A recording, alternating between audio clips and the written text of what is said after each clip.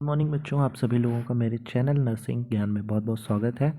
तो बच्चों, आज हम लोग बात करने वाले हैं कि इम्पॉर्टेंट टॉपिक्स कौन कौन से हैं जो कि आपके एग्ज़ाम में एनाटॉमी एंड फिजियोलॉजी में पूछ सकते हैं, बीएससी नर्सिंग का जो फर्स्ट सेमेस्टर है।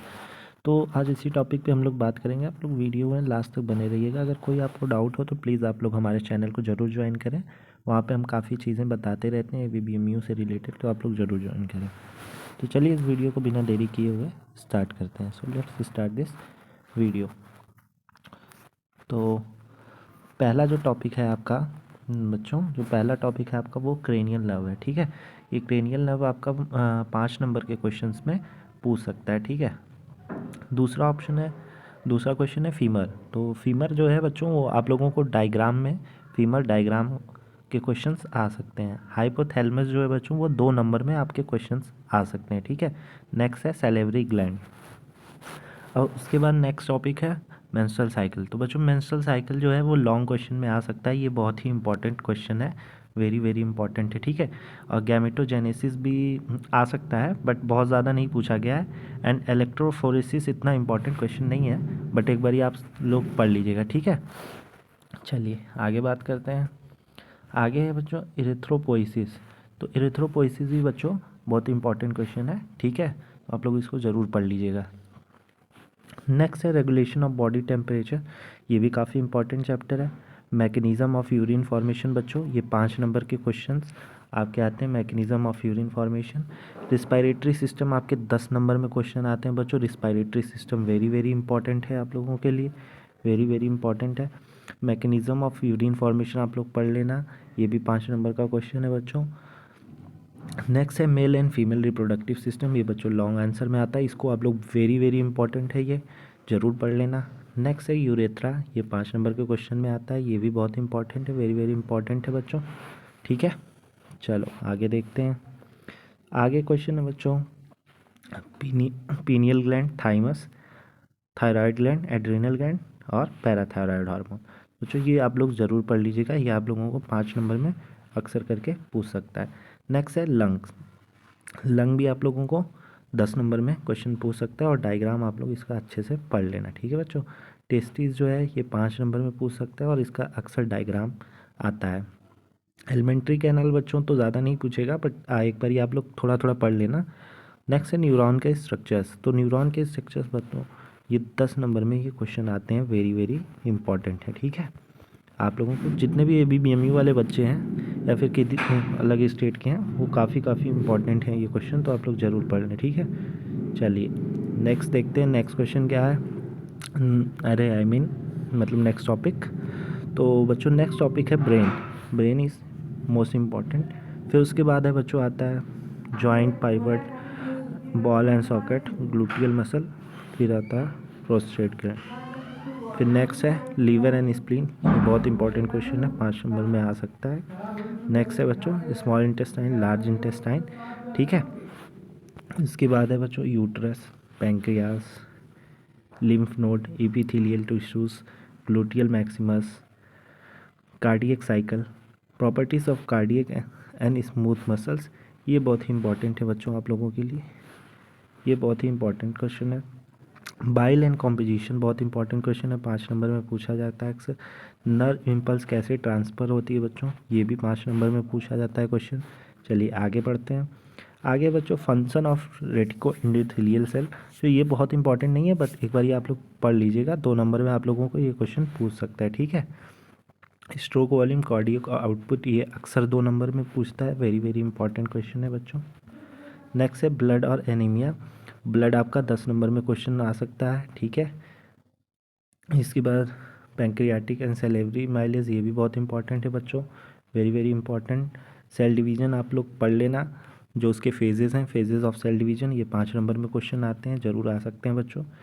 मैकेनिज्म ऑफ मसल कॉन्ट्रैक्शन अभी तक पूछा नहीं गया है, लेकिन आप लोग इसको एक बार ही ज़रूर पढ़ लेना, ये इस बार ही आ सकता है, क्योंकि ये क्वेश्चन अभी एक भी बार आया नहीं हुआ है। रिफ्लेक्स सेक्शन बच्चों काफ़ी इंपॉर्टेंट क्वेश्चन है, वेरी वेरी इंपॉर्टेंट।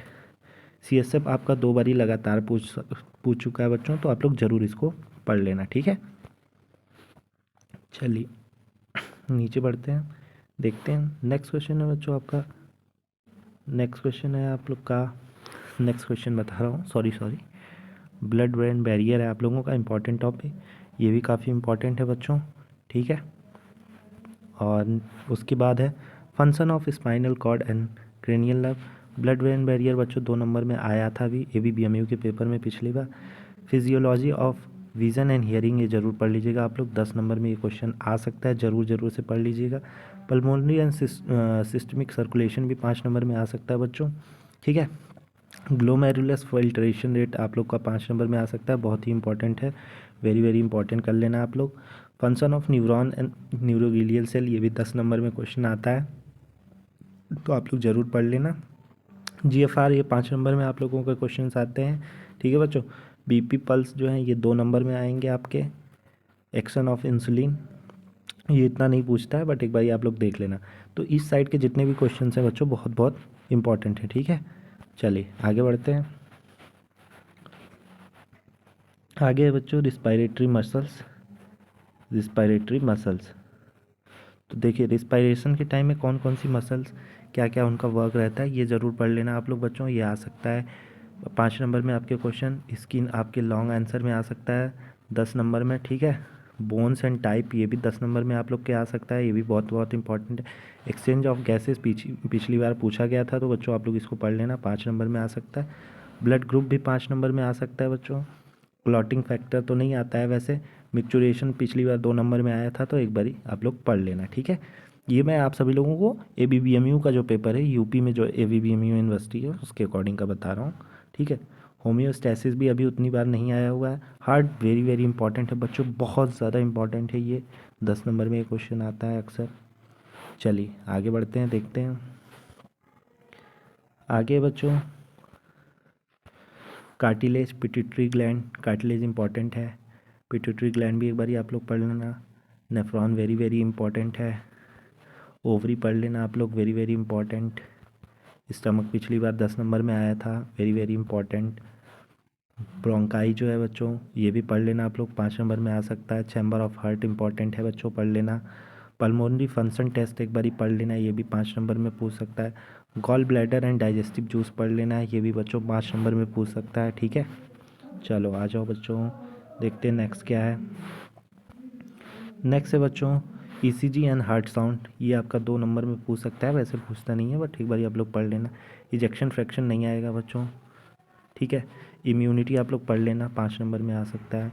ये एंटीरियर पिट्यूटरी भी नहीं आएगा वैसे, बट मैंने लिख दिया, एक बार आप लोग पढ़ लेना। फर्टिलाइजेशन आएगा बच्चों, वेरी इंपॉर्टेंट है, आ सकता है। तो ये लोग आप लोग 5 नंबर में पढ़ लीजिएगा। Function of progesterone and testosterone ये 2 नंबर में आ सकता है। एनाटॉमिकल स्पेसेस भी बच्चों इतना इंपॉर्टेंट नहीं है, बट एक बार आप लोग देख लेना। जक्स्ट्रा ग्लोमेरुलस भी उतना इंपॉर्टेंट नहीं है, बट एक बार आप लोग देख लेना, ठीक है बच्चों। चलो नेक्स्ट आगे देखते हैं। आगे बच्चों डाइजेस्टिव सिस्टम आप लोग पढ़ लेना जरूर, वेरी इंपॉर्टेंट है, ये 10 नंबर में आ सकता है आप लोग। स्ट्रक्चर ऑफ एड्रिनल ग्लैंड उतना इंपॉर्टेंट नहीं है, ठीक है। Structure of year very important है, ज़रूर पढ़ लेना आप लोग। Cranial nerve function of cerebral cortex ये भी वेरी इंपॉर्टेंट है, ठीक है बच्चों। ग्लैंड्स जो है ये 2 नंबर में पूछ सकता है, ठीक है बच्चों। तो चलिए अब आगे देखते हैं आगे क्या क्या पूछ सकता है।